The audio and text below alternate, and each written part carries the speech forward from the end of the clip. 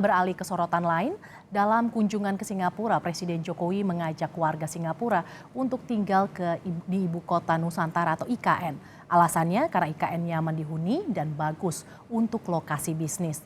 Dan untuk menjaga kualitas pembangunan, Menko Bidang Kemaritiman dan Investasi Luhut Binsar Panjaitan menyebut terpaksa menggunakan orang asing atau bule untuk pengawasan proyek di IKN ini.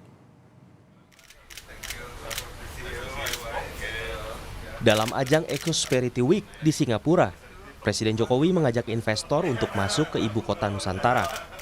Jokowi menggambarkan IKN adalah kota pintar dengan nuansa alam dan dikelilingi oleh hutan. Jokowi membandingkan harga hunian di IKN salah satu pilihan yang terbaik. Nusantara will be comfortable city to live in and to do business. I know housing prices here have risen very high.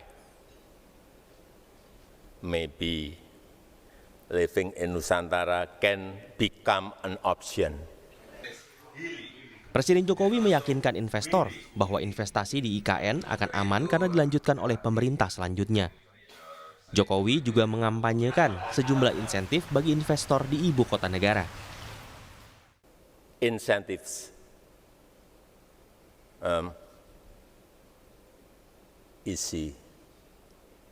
Easy lah. I was also a businessman. Don't worry. We have prepared fiscal incentives. Tax holiday,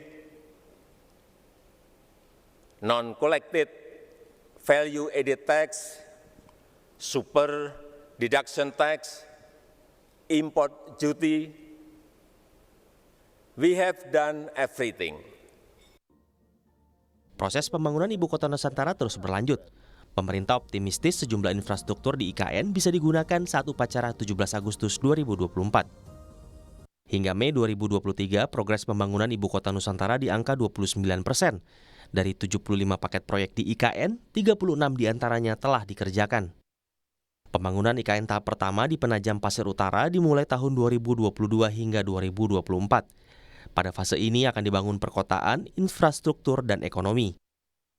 Selanjutnya di tahap 2 adalah fasilitas penelitian dan pengembangan, perguruan tinggi kelas dunia, pusat inovasi, serta fasilitas kesehatan internasional. Infrastruktur angkutan umum massal, instalasi pengolahan limbah, dan instalasi pengolahan air minum ditargetkan rampung pada tahap ketiga. Di tahap keempat ada pembangunan kereta api regional dan bendungan multiguna. Sedangkan di tahap kelima, IKN diharapkan telah mencapai puncak.